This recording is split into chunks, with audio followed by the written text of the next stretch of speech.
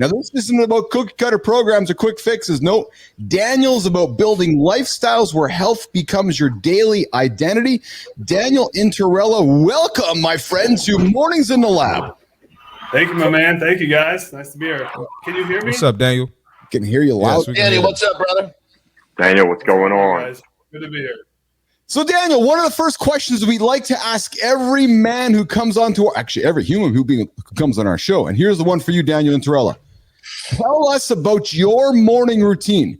How do you start your day? Do you hit the snooze button? Do you get your ass out of bed? Do you get on the rebounder like Anderson and jump up and down? Do you master your domain? Do you brush your teeth? Do you jump in the cold pool? What do you do, Daniel? How do you get your day started, brother? Or do you have no routine? No, I have a routine, but my routine starts at 3:45 a.m. That's what time. There we go. Yes. There we go. Come on, man. Come on, man. It's been a progression over years, but now I just naturally wake up at 3:20, 3:30. Years ago, I used to enjoy that 10, 20 minutes of extra sleep, but honestly, today I wake up and I'm like, what's 10 more minutes? Might as well just get up, right? We got things to do. So 3:45, I'm up. Usually I do wake up before that. And 5 things that are pretty consistent by 4 a.m. is wake, water, breath, stretch, breakfast. And that starts the night before. So it's always about building. There we go. Having a vision of what your day's going to look like. But that happens the night before, whether it's laying out your clothes, prepping your breakfast. Because at 4 a.m., I don't want to crack eggs, get the frying pan, get a plate, get a fork. That's already done. So I'm already maximizing my time. I wake up and start that process. But in that process, I'm drinking my water. I'm stretching in my kitchen while the eggs are going. I'm going. So by 4 a.m., 5 things are accomplished. It's already 5 wins in the call. So Jim, Marty, Johnny, Coach, show's done. Yeah, we're done. We got the whole year's done. We have our guy just told you guys all what to do. We're just done. But here's the thing, Daniel. Have you always been this guy? Or in your journey, Johnny's talked about it, Marty's talked about it, Richie's talked about it, I've talked about it. There's something that happens in your life. You're like, I got to wake up and be a better guy, a different man. Were you always this guy, Daniel? Or how has your journey transformed you into a 3:45, 3:35 wake up dude? So I've always been an early riser, not that early, but even as a kid, I remember being 7, 8 years old. And if I slept until 7 a.m., give or take 7:30, I was pissed off. I felt the day was wasted. So it's always been like innately in me to be an early riser and to do things and be active and go get it. But of course, life comes, everybody has their challenges, setbacks. You get into that rut of, I've had my days where I didn't want to get out of bed. Dealing with depression, from severe acne, from being diagnosed with chronic kidney disease, coming to terms with being gay. There's just things that were really keeping me down at certain points in my life. It's what I call recycling your pain into power and just showing up, because we all go through those tough moments where you may not want to give up, throw in the towel, and just don't feel like showing up.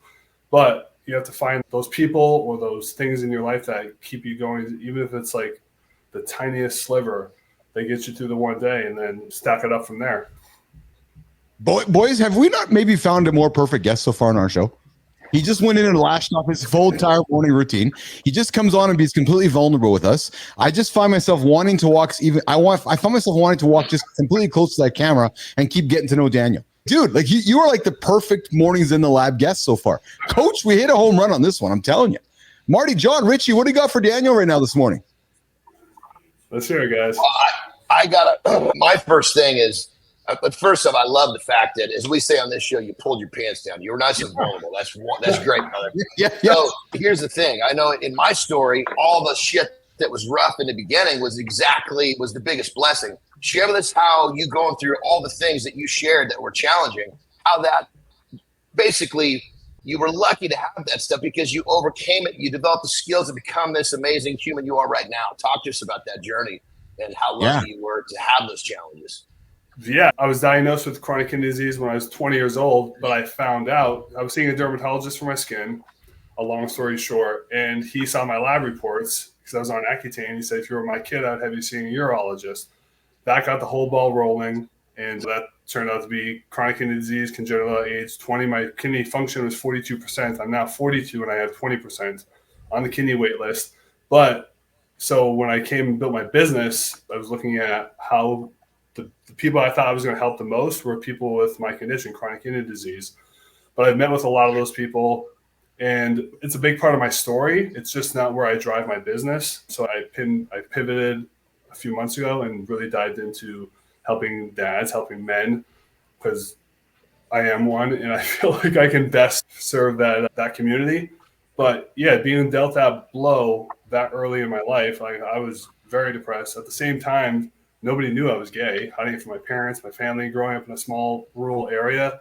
So all that compounding, like there were some really low points on antidepressants, suicidal. So there's just things I had to work through. But the one big key factor then was like I wouldn't be able to go through with it because I wouldn't want to put my mom through that. Was one of the big thoughts in my brain. I wrote letters. She probably still has them. Just as a way for me to get out because I wasn't really good at expressing. So I write a lot. I did. I don't write so much now because I now do get stuff out. But it served me well then. That's how I express myself. And that was like the one thing I held on to. I couldn't put my mom through that pain of going through that because she didn't deserve that. So I would just, for me, I just felt like I would just suffer until I got through. So that was that part of that life, and life goes on. And then I met my now husband and moved out to New Jersey before social media was even a thing. From a kid from Michigan, moved out to New Jersey, 21 years old, 20 years later, and life is pretty beautiful. So. Dude, what an inspiration. Marty. Amazing, brother. Now, I might be messing up the timeline, but you mentioned your morning routine. Did that consistency and that discipline, did that, I guess, encourage you to be more expressive? Did that have anything to do with that? I don't know if I'm mixing up the timeline, but. So having that morning routine, it's something I really dived into deeper over the last couple of years. I was always an early riser. Okay. I was always like, okay, what can we do? But it's just a matter of once I dialed in my health even more, my nutrition, exercising for myself and for my clients, it just became much more of a regimented pattern. It's like rinse and repeat. It's building consistency, but doing the mundane, which that's where the wins come in. Doing the mundane, simple things over and over. That's where people get lost and get derailed. And mentioning earlier, I caught some of the conversation where you get derailed. Like you can't let one bad day, like a workout, maybe you didn't go to the gym, so you hate on yourself or you feel bad. Oh man, I'm a piece of shit, whatever it is. That turns into 2 days. That turns into 4 days. And then all of a sudden 2 weeks, a month, you haven't worked out. You haven't done anything because you let that one moment like derail any future. Yeah, it's like Groundhog Day, rinse and repeat.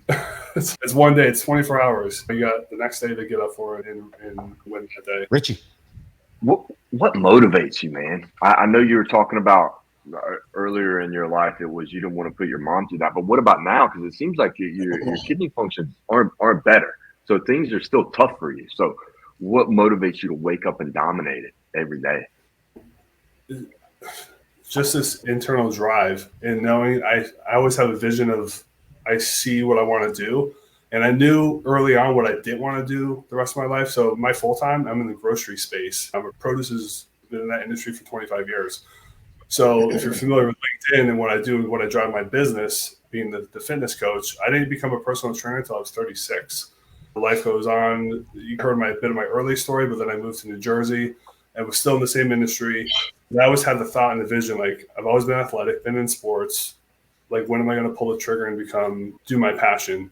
So seeing some women around me do things in their life was like a light bulb. Dan, get off the pot. It's time to do something with this.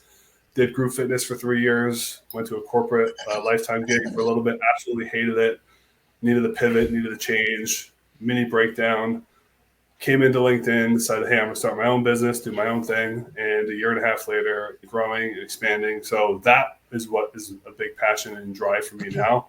I have people counting on me. I want to have dreams. I have goals and got more entrepreneurial about 2 years ago and was like, I'm changing my path because I'm not going to be in retail all of my life. I'm going to take this path over here. And things are starting to get traction, come to fruition, meeting people, meeting guys like you, just connections through LinkedIn, wherever it might be, and building relationships. So that's what it is. Business is personal. And so you got to be personal to build a business. And it's all about connections, right? All about the relationships that help you grow and grow. And that's where I'm headed. Wake up literally every day and excited to do, okay, what could possibly be next? And it's all about growth. That gap between comfortable and unknown, that growth is what it's all about. Daniel, I tell you, man, I'm inspired by you. I watch your content on LinkedIn. I engage their content on LinkedIn. I've got to know you on LinkedIn, but I didn't expect I would enjoy this conversation as much as I am today. But I got a question for you. What's one belief that the new you, Daniel, holds that the old you before you changed never thought in a million years would be possible? So as you sit back and hang out with us this morning and you reflect, what's that one belief, Daniel? I did not imagine a few things that I would ever be a business owner, have my own business. Thinking I grew up in a small area, small town, I was just thinking I was going to be a correction officer. I have an associate in criminal justice. I was like, I'm going to be a correction officer because my parents had friends that were correction officers. So I was like, oh, okay, I'll do that. But I had my second semester in college. I had a police officer come into our class and said, you got to ask yourself one question. Are you willing to die? And I was like, fuck no. I was like, that's not, Yeah. no, that's not me. I didn't drop out. I finished, got my degree, and went back for a third year for PTA, physical therapy assistant. I was like, I don't want to be the assistant. I want to be the guy. Obviously, that didn't pan out because I didn't continue. Long story short, met my husband, moved to New Jersey and a few other things, and never went back, But here we are today. So it's all working out. Hey, Daniel, maybe the more important question, did you meet your husband in the grocery store with the bell peppers in the cart? Or? Oh, here we go. No, before social media was even a thing. I mean, we're going back to Yahoo. Oh, yeah. You remember Yahoo? So did you send him so Yahoo, that's when you put the mail in the envelope and just mailed it with the pigeons to Yahoo, like back in those olden days. Yeah. The Yahoo chat. I never even heard of that. Yeah. I've never heard of that. Marty has no idea what Yahoo I've never heard of that. I didn't even know that was Marty's making me feel very old today. Oh, sorry, Daniel. I'll just be honest. We keep it real. He makes us all feel that way, brother. Don't worry about it. You get used to it. All right. So listen, Daniel, before we wrap up our segment here, thoroughly enjoyed having you on the show today. Daniel, how can Business Athlete Nation find you? Where can they connect with you? Take a minute or so to promote yourself, promote your business, and tell a little bit about to our community how they can connect with Daniel Interello. Absolutely. Thank you. So, yeah, my website, fuelandfortitude.com is my website, my company. Also, I navigate my entire business literally through LinkedIn. So Daniel Interello is how you find me there. I spend a lot of my time in the LinkedIn, as I see you as well, Keith, over there. And yeah, so my whole goal is to help those dads shred the dad bod, build a fit bod by building bespoke playbooks, not just your generic run-of-the-mill, hey, lose 5 pounds in a week. Those bullshit type, anybody can drop 5 pounds in a week, but is it going to be sustainable? So yes. What that is building a unique playbook for you, for anybody because we're all different. We all process food differently. And most of the things that I see, people are not eating enough. And they think they're afraid of carbs, which I just did a video on. There we go. Kind of debunking some of the myths about carbs and like fruit. And you're not getting fat from eating fruit because of the sugar, because we all know it breaks down differently than Kit Kats and Snicker bars with the fiber and everything else. So just teaching people, educating people, and showing them that, hey, you can have that slice of pizza. You can still have a cupcake. It's about reducing, not restricting. And then, of course, having a regimented fitness plan in play. So whether you're the CEO who flies twice a month, you're away, I build a home playbook and a away playbook. So finding out your bookends is also very important. I help you establish your beginning and your end, your playbook, your bookends, and what goes on in between that to maximize your time. So where can you fit in that workout where it becomes part of your lifestyle? That's just something you have to do, that you want to do it. So you guys know there's many moving parts in the fitness industry. It's not just about losing weight. It's like, how are you breathing? How are your energy levels? Did the clothes fit better? Do you feel better? And weight loss is a byproduct of putting in the work and building the muscle. Is expensive real estate. So not just in taking out that mental exhaustion of what should I work today, as opposed to having a literally plan built out for you month by month is done for you. Yes. Daniel Interello joining us here, Mornings in the Lab with Keith and Friends. Go find Daniel, connect with him on LinkedIn. Daniel, come back and hang out with us again, will you? Absolutely. I love it. You're my people. Thank you, Daniel.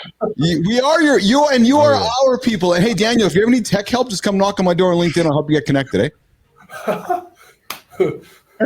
No, it's just issues with That's that. I crazy, never had Keith. to do my That's crazy. headphones to the laptop. That's Daniel, crazy. have an awesome day, brother. We'll see you in the feeds, all right? Thank you, Daniel. Thank you.